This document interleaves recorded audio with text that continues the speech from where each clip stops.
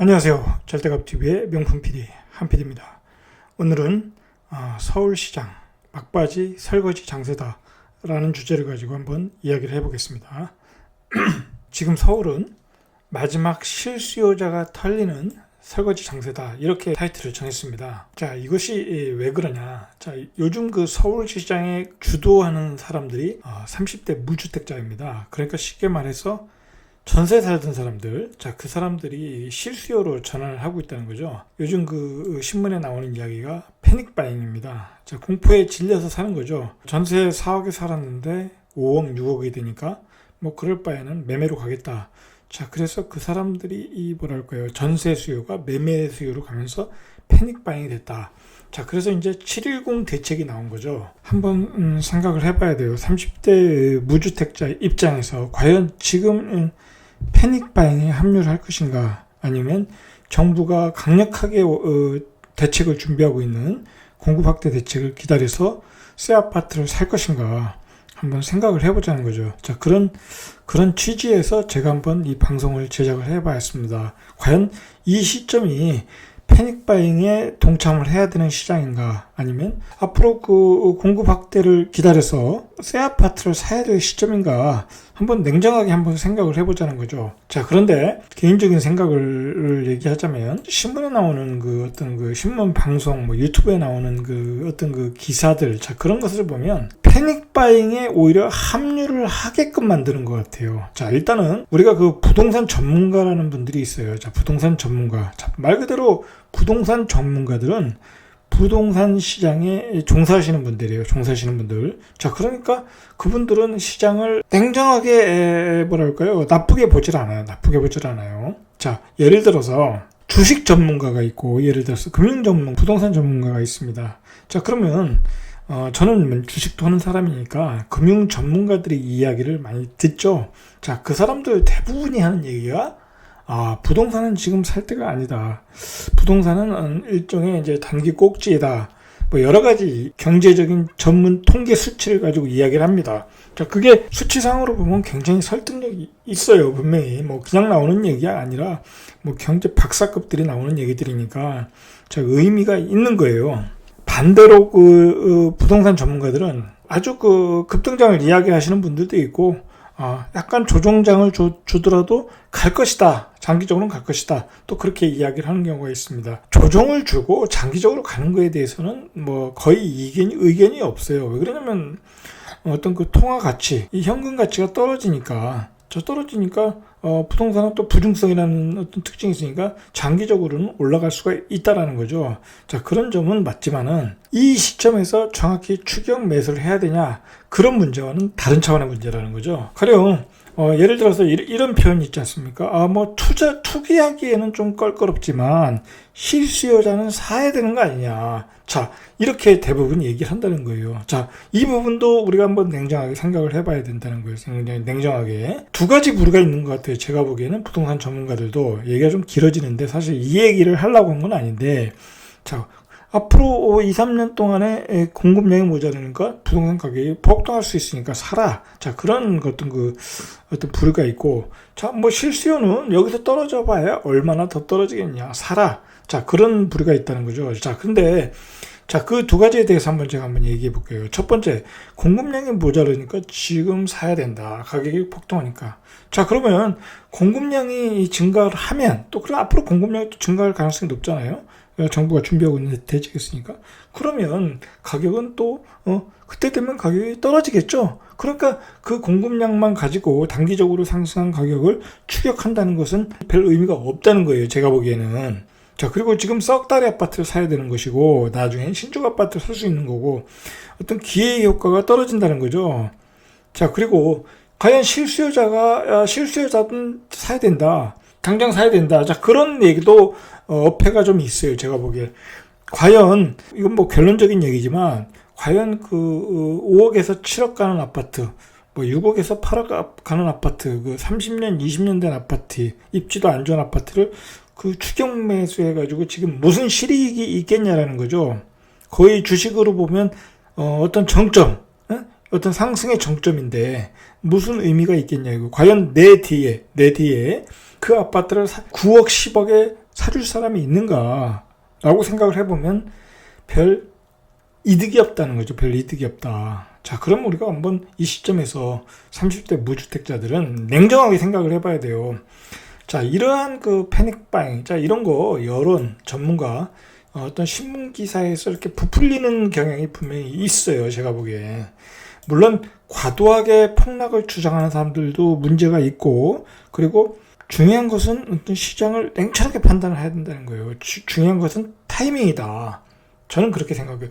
집값은 어차피 이 화폐가 하락을 하니까 우상향을 한다는 건 맞아요. 그런데 타이밍이다. 과연 지금 강남의 아파트를 지금 사야 되는 것인가? 자, 강남도 예를 들어서 뭐 부중성이다, 뭐 수요는 많고 공급은 모자르니까 가격이 계속 올라간다. 뭐 이제 그런 식으로 얘기해서 지금 당장 사야 된다. 그렇게 얘기를 하지만 예전에도 그랬다는 거예요. 2006년에도 그랬는데 그때 조정 받았어요. 그러니까 강남도 조정에 들어갈 수 있다는 거예요. 모든 아파트는 조정에 들어갈 수 있다는 거예요. 대한민국의 부동산은. 자, 그리고 우리가 지금은 인구가 이렇게 확대되는 시대가 아니잖아요. 점차적으로 인구가 감소되고, 자, 그리고 점차적으로 이제 고밀도 개발을 추진한다는 게 어떤 방향이 아니겠습니까? 정부도 이제 그런 시각으로 보고 있잖아요. 정부도 정책을 바꿨어요. 이제는 경기도 외곽에 주택을 지어서는 서울의 집값은 못 잡는다라고 생각을 하고 있는 거예요. 정부도. 자, 그러니까 정부도 재건축을 완화해야 된다라는 입장을 조금씩 표현을 하고 있어요. 자, 그래서 서울시가 협의를 해서 뭐 예를 들어서 잠실 주공아파트, 음아파트 50층 올려주고 용적률 올려주고 대신 20%는 임대아파트 내놔라. 자, 그런 정책으로 전환을 하고 있다는 거예요. 자, 그러니까 뭐 강남도 떨어질 수 있다는 거예요. 떨어질 수 있다. 그러니까 타이밍이 중요하다는 거예요. 그러니까 오늘 이야기는, 제가 드리고 싶은 이야기는, 지금은 우리가 타이밍을 생각할 때인데 중요한 것은 지금 서울은 설거지 장세라는 거예요. 그 설거지 장세. 자, 왜 설거지 장세인가? 한번 그것을 제가 최근에 자, 그리고 제가 경험했던 바를 한번 이야기해 보겠습니다. 자, 그것에 따라 30대 무주택자는 냉정하게 생각을 하셔야 돼요. 물론 저도 부동산 전문가니까 다른 전문가의 의견의 하나로서 참고를 하시면 되겠죠. 자, 7.10 대책 이후에 거래량이 감소됐다고 그래요. 자, 이 감소된 게 뒤에 통계가 나오는데, 그러니까 6월달 거래량과 7월달 거래량이 한 반 정도 줄어들었다고 그래요. 자, 그것은 왜 그러냐? 6월달에 가격이 급등했으니까 7월달에 추격 매수를 못 한다는 거예요. 그렇지 않습니까? 가격이 2억씩 올랐는데 7월에 거래량이 더 늘어날 수가 없는 거죠. 그리고 그 아파트는 중저가 아파트이고, 어떤 아파트 입장에서 보면, 아파트의 어떤 군에서 보면 중위권 이하의 아파트니까 뭐 어떻게 가격적으로 보면 그걸 사는 소득군들이 추격 매수할 수 없는 거라는 거죠. 그래서 일종의 이제 가격 조정이 일어나고 있다. 자, 그런데 중요한 것은 실제로 감정평가원의 어떤 자료들을 보면 아직은 가격이 상승 중이에요. 자, 그 얘기는 뭐냐면 거래량은 줄어들었는데 신고가 아파트, 그러니까 중위권 아파트에서도 입지가 좋은 아파트들이 있지 않습니까? 그런 아파트들은 가격이 급등하고 있다는 거예요. 아직도 신고가를 만들고 있다는 거예요. 자, 그렇게 판단을 하시면 돼요. 거래량은 감소하고 있고 신고가 아파트는 만들고 있다. 자, 그러나 대부분의 사람들이 추격 매수는 못하고 있다는 거예요. 자, 거래량이 늘어나야 전체적인 평균 가격이 올라가는 거잖아요. 그러니까 이제 점차적으로 상승폭은 축소될 가능성이 많아요. 앞으로. 자, 그렇게 보셔야 돼요. 추격 매수는 어렵다. 그리고 강남의 고가 아파트는 이제 토지거래 허가 지역도 정해졌고 규제됐고, 그 다음에 뭐 대출 규제 여러 가지 그 보유세 종부세 규제가 들어서 가격이 조금 하락하고 있다고요. 가격이 소폭 하락하고 있다. 뭐 신고가 나오고 있다고 그러는데 그건 아닌 것 같고 가격이 하락하고 있다. 자, 그리고 살 사람들도 매수를 못 하고 있고, 못하는 거죠. 당연히 이제 그 여러 가지 세법의 문제 때문에. 그리고 갭 투자를 할 수가 없지 않습니까? 자, 그리고 팔 사람들도 다 증여를 돌리고 있다는 거예요. 증여로. 자, 그러니까 강남의 시장은, 어떤 고가 아파트 시장은 정중등이고 중위권 아파트는 추격 매수를 자제하고 있다라는 거예요. 일부 아파트에서 신고가가 나오고 있고, 7월 10일 이후에 서울시장은 이렇게 전개되고 있다라고 보시면 돼요. 제가 보기엔 이게 맞아요. 자, 그리고 또 무슨 현상이 있냐면, 이 다세대 연립주택 거래량이 급증하고 있다. 자, 이게 중요한 거예요. 자, 제가 이제 그 7월 10일 이후에 서울시의 아파트 장세를 설거지 장세라고 규정한 것은 바로 이런 최하위 주거주택, 자, 이런 다세대 연립주택이 거래가 된다는 거예요. 자, 이게 왜 거래가 되겠어요? 자, 물론 이제 투자자들이 많이 들어가요. 처음에. 예, 2006년에도 그랬어요. 2006년에 마지막 상승 사이클은 다세대 주택이었어요. 자, 여기 누가 들어가냐? 물론 투자자들이 들어가요. 다세대 주택이 공급량이 이제 전체적으로 서울의 공급량이 모자라니까, 자, 그 가격을 이제 가격이 올라간다고 생각해서 투자자들이 들어간다는 거죠. 근데 서울 사람들이 다 아파트에 살 수가 없겠죠. 뭐 기본적으로 이제 아무리 뭐 좀 떨어지는 아파트도 4억, 5억 가지 않습니까? 나홀로 아파트도 한 4억 갈 것 같아요, 제가 보기엔. 자, 그러니까 그 4억을 지불하지 못하시는 분들은 다세대 빌라로 들어가셔야 되는 거예요. 자, 그러니까 그 아파트를 투기 세력들, 투기하시는 분들이 먼저 들어가는 거예요. 그러면서 가격이 올라가면서 또 실수요자가 추격 매수를 하는 모습이 나오는 거예요. 그래서 이렇게 급증하고 있고, 자, 이제 그러다 보니까 단독주택이 헐리고 다세대를 많이 져요, 건축업자들이. 그 다세대들이, 신축 빌라들이 또 요즘 최근 잘 팔린다고 그래요. 자, 그래서 서울은 지금 설거지 장사를 하고 있다는 거예요, 제가. 자, 거기에다가 오피스텔 거래량도 지난해보다 한 56% 엄청나게 늘었죠? 자, 이렇게 투자를 하고 있다는 거예요, 오피스텔도. 자, 오피스텔 예금금리가 거의 1% 수준이니까 이제 오피스텔이 좀 낮겠죠? 자, 그러니까 오피스텔도 투자가 들어오고 있다. 자, 연립 다세대 가격 변동률이 0.14%, 0.14%는 매우 큰 겁니다. 자, 이렇게 가격 변동률이 일어나고 있다. 그리고 이제 서울의 마포, 마용성 그런 핵심 입지 지역의 그 전세 가격이 10억이라고 그래요. 10억. 호가가. 계약도 그렇게 되는 것 같아요. 자, 임대차 3법에 통과가 된다니까 가격이 급등하고 있는 거예요. 자, 이렇게 8억에서 10억이 되니까 6억에서 8억이 되니까 바로 이 마용성에 사시는 분들이 노도강에 가서 핵심 입지에 가서 그 아파트를 사가지고 6억짜리를 8억에 사는 거예요. 차라리 전세로 살 뺀 매매로 사자, 그렇게 바뀌어가고 있다는 거예요. 자, 이러한 전세 가격이 경기도로 확산되고 있다. 다산, 미사, 향동으로. 자, 전세 가격 10억이 되면서 이렇게 무주택자들이 패닉바잉으로 가고 있다. 자, 그렇게 되면서 이런 것들을 그 전문가, 여론, 신문기사에서 부추긴다는 거죠. 부추기고 있다. 자, 그러면서 이런 오피스텔 연립 다세대가 거래되면서 그 서울시장은 막바지 설거지 장세로 가고 있다는 거예요. 이 시장의 성격을 여러분들이 좀 이해를 하셔야 돼요. 그래야 내가 꼭지에 물리지 않는 거예요. 꼭지에. 실수요 투자자의 움직임을 한번 보시죠. 서울의 이번 주에 그 상승률을 보니까 이 마용성에 전세 살던 분들이 노도강 매매로 이동을 했다. 자, 서울시의 이번 주에 상승률을 보면, 자, 강북구가 1.38, 도봉구가 1.16, 노원구가 0.08, 양천구가 0.84. 자, 이렇게 상승률이 강북구, 노도강, 자, 이런 지역이 이렇게 상승률이 크게 나왔어요. 그러니까 710 대책도 제대로 먹히지 않은 거예요. 이 수치로 보면. 자, 그러니까 패닉 바잉은 일어나고 있는데, 근데 실제로 거래량은 줄어들고 있다는 거예요. 자, 이걸 잘 보셔야 돼요. 이렇게 거래는 올라가고 있지만, 가격 수치는 올라가고 있지만, 이제 상승폭은 줄어들 가능성이 높다는 거예요. 거래량이 증가를 안 하니까. 자, 전세가 상승률도 강북구, 자, 이런 지역들이 높은데, 바로 이제 이런 지역들과 좀 일치되는 면이 있는 거죠. 강남구는 이제 정중동이고, 세종도 이제 많이 올랐지 않습니까? 자, 그러니까 상승폭이 조금 축소되고 있다. 자, 계룡 같은 데는 올라가는 이유는 아직도 갭 투자들이 이 지역 가서 세법이 아직 확정된 게 아니니까 단타를 치고 있는 것 같아요. 자, 그렇게 되고 있다.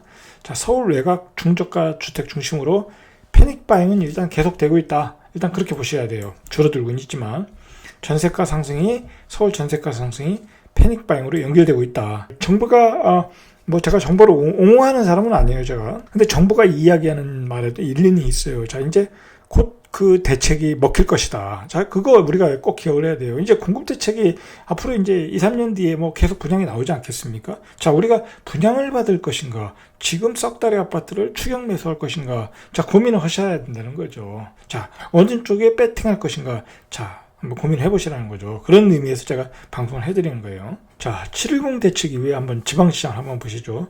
경기도권 매매 가격은 상승폭이 축소됐어요. 이제 서울로 이렇게 다 축소되는 거예요. 전국이 서울로 축소가 된다. 그 유동성이 지금 서울로 몰리는 거예요. 몰리는데 지금으로 봐서는 이제 한계점에 이르렀다는 거죠. 거래량이 늘질 않으니까. 자, 그리고 강남도 움직이지 않아요. 제가 보니까 강남도 정중동이다.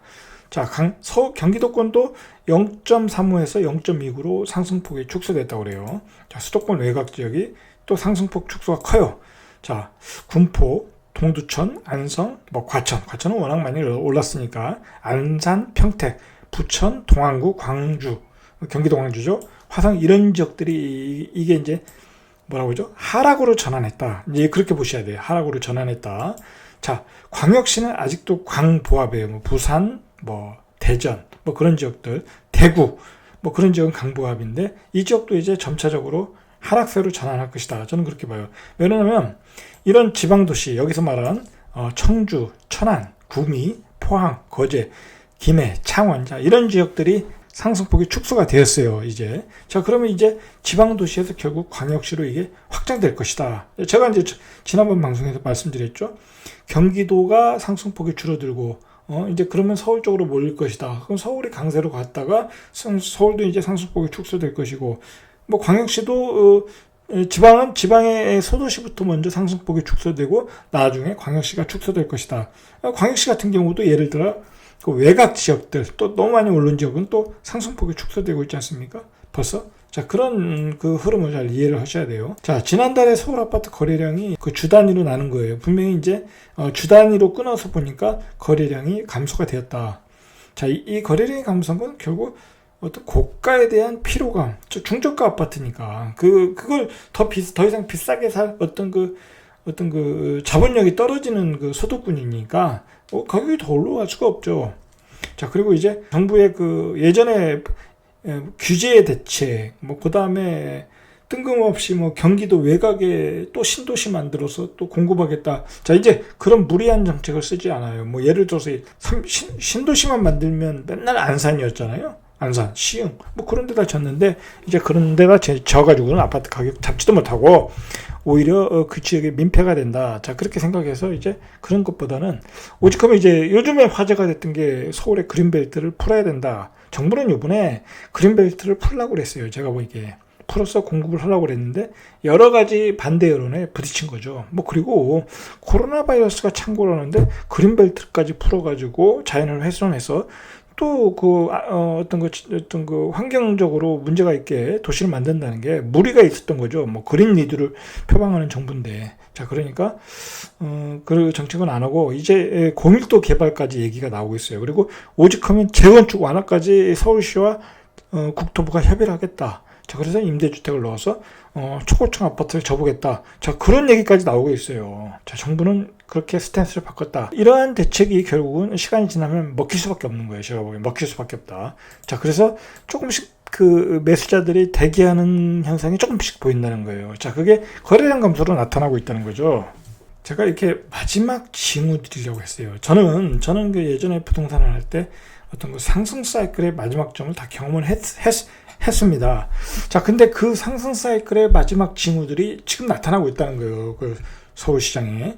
자, 상승 사이클의 마지막 투자는 바로 빌라예요. 연립.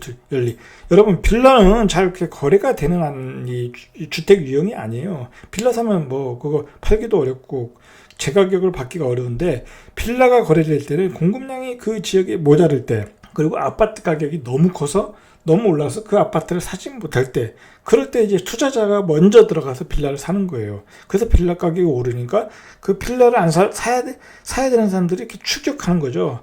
자, 그런 투자가 이루어지고 있다. 이것은 바로 상승 사이클의 마지막 스토리다라고 보시면 돼요. 자, 그리고 710 대책 이후에 거래량이 급감하고 있다. 이제 다음 주 거래량을 보시면 아시겠죠. 자, 그리고 이 상승 사이클의 마지막에 나타나는 현상 역시 중저가 아파트, 20년, 30년 된 썩다리 아파트들, 자, 그런 아파트들이 가격이 폭등할 때 그것이 마지막 피크점에 나타나는 거예요. 자, 이제 고가 아파트는 조정이에요. 조정. 강남의 아파트 이제 조정 국면에 들어간 것 같아요. 제가 보기에 이 세금 폭탄을 어떻게 할 수가 없어요. 뭐 두 채 가지고 있으면 뭐 6, 7천 내라고 그러는데 강남에 좋은 아파트 그거 어떻게 버티겠냐고요. 못 버티는 거예요. 지금은 전세자금을 전세 가격을 올려서 버틴다고 하지만 임대차 보호 3법이 통과되면 이제 올릴 수도 없잖아요. 자, 그러니까 강남도 조정에 들어갈 수밖에 없는 거예요. 자, 그리고 이제 이런 도시형 생활주택, 오피스텔 투자 열기. 자, 이것도 문제가 있어요. 제가 보기에. 자, 이거 요즘 이거 투자하고 많은 얘기들이 나오는데, 이거 나중에 어떻게 파냐고요, 이거 투자 잘못 들어가서 또 이거 빠져나오질 못해요. 그리고 이런 게 잘 팔린다고 하면 이게 또 공급이 막 갑자기 확 늘어나요. 건설회사. 요즘은 그 메이저 회사들도 이 도시형 생활주택을 진다고 그러죠. 잘 팔리니까. 자, 이러한 게 과열될 때는 이 시장에 엄청난 공급량이 들어온다. 그러니까 지금 이거 사신 분들은 나중에 수익을 볼 수가 없어요. 제가 보기에는. 자, 그런 문제가 있다는 거죠. 자, 그리고 이제 요즘 그 유튜브를 보면 그 컨설팅 회사들이 이런 빌라들을 많이 빌라 있잖아요. 자, 그런 거를 뭐 5억씩 주고 사라, 뭐 4억씩 주고 사라, 뭐 갭 투자 1억이다, 막 그런 물건들을 이렇게 컨설팅 하는 것 같아요. 자, 그런 물건들도 제가 보기엔 사면 위험하다. 제가 보기엔 그런 것도 그 마지막 꼭지점에서 나타나는 징후이다. 그거 재개발, 재건축이 언제 된다고 그 4억, 5억씩을 거기다 묶어 놓냐고요. 자, 그거 잘못하면 나중에 팔고 나오기 어려운 거예요. 바로 그러한 모든 징후들이 마지막 나타나는 징후예요. 빌라에서 돈이 놀고 있다는 것은. 자, 그리고 진짜 마지막 징후가 뭐냐면, 나중에는 이제 마지막 징후가 뭐냐면, 아무런 그 재개발, 재건축 지역도 아닌데 그냥 빌라. 예를 들어서 반지하.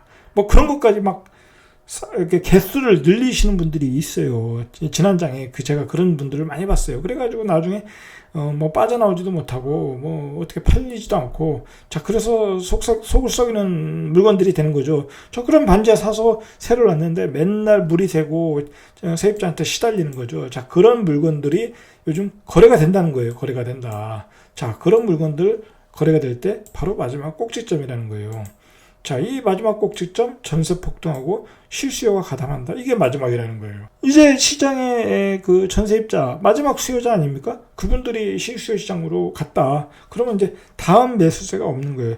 투기 시장은 이 세법 규제로 다 막아놨고, 시장에 전세 사는 사람이 매매로 들어가서 자가로 전환했고, 자, 이제 시장에 매수세는 없다. 이제 신규로 들어오는 30대들, 예를 들어 결혼해서 신규로 들어오는 30대, 자, 그런 분밖에 없다는 거예요, 시장에. 자, 그런 것을, 모든 것을 종합해서 볼 때 시장은 마지막 징후들을 보여주고 있다는 거예요. 요즘에 그 집을 많이 사지 않습니까? 6억, 8억. 8억에 산 집을, 뭐 별로 좋지 않은 아파트인데, 자, 그걸 나중에 10억에 팔아야 돼요. 9억에 팔아야 돼요. 그러면 나 뒤에 그걸 살 사람이 있는가라는 거죠. 내가 그 집을 10억에 사겠습니까? 아니면 정부가 공급을 하는 3기 신도시 아니면 서울 핵심 지역의 아파트를 사겠습니까? 물론 뭐 그 아파트를 분양받는 게 쉬운 건 아니지만 분명히 어떻게든 분양을 받을 수 있고 정부가 공급 확대 방안을 내놓지 않았습니까?